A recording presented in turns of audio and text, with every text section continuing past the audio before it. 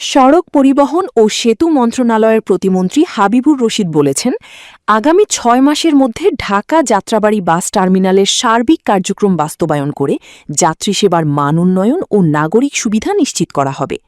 Staff reporter Mohammad Nurnabi Johnny জানান, ঢাকাকে যানজটমুক্ত করতে সরকার সমন্বিত বিভিন্ন উদ্যোগ গ্রহণ করেছে। এর অংশ হিসেবে যাত্রাবাড়ী সায়েদাবাদ বাস টার্মিনালের কিছু কার্যক্রম কেরানীগঞ্জ ও নারায়ণগঞ্জের কাঁচপুরে স্থানান্তরের কাজ চলমান রয়েছে। বুধবার ২৪ জুন বিকেলে নারায়ণগঞ্জের সোনারগাঁয়ের কাঁচপুরে নির্মাণাধীন বাস টার্মিনাল পরিদর্শনকালে তিনি এসব কথা বলেন। তিনি বলেন, বিগত সরকারের আমলে কয়েকটি বাস টার্মিনালকে ডিপো হিসেবে ব্যবহার করায় রাজধানীতে তীব্র যানজট সৃষ্টি হয়েছিল। বর্তমান সরকার সাধারণ মানুষের দুর্ভোগ কমাতে এবং সড়ক ব্যবস্থাপনায় শৃঙ্খলা ফিরিয়ে আনতে বিভিন্ন পরিকল্পনা বাস্তবায়ন করছে।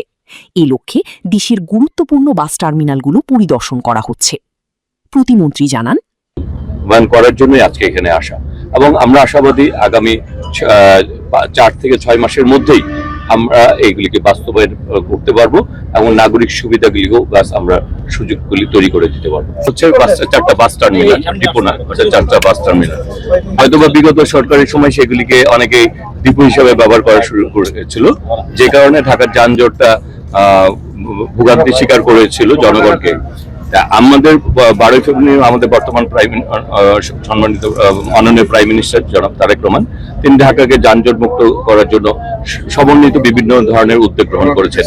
সেই উদ্যোগের অংশ হিসাবেই আজকে আমাদের বিশেষ করে আজকে আমরা বলতে এসেছি ফুলবাড়িয়া এবং যাত্রাবাড়ী সায়েদাবাদ যে বাস স্ট্যান্ড আছে তার কিছু অংশকে, বেশিরভাগ অংশকেই, কিছু অংশকে কেরানীগঞ্জ এবং কিছু অংশকে আজকে নারায়ণগঞ্জের এই জায়গায় কাঁচপুরের এই সোনারগাঁয়ের অংশে আমরা স্থানান্তরের জন্য যে উদ্যোগ গ্রহণ করা হয়েছে সেটি সরজমিনে পরিদর্শন করার জন্য আমরা এখানে উপস্থিত হয়েছি। এটা উল্লেখ করেছেন ঢাকা সিলেট হাইওয়ে, এটিকে উন্নয়ন করার জন্য আমরা যে ইতিমধ্যে বিগত সময়ে সেটির 20% এটির কাজ হয়েছিল, ইতিমধ্যে প্রায় 48% কাজ কিন্তু আমরা সমাপ্ত করতে পেরেছি ভূমি অধিগ্রহণে এবং কাজ কিন্তু চলছে।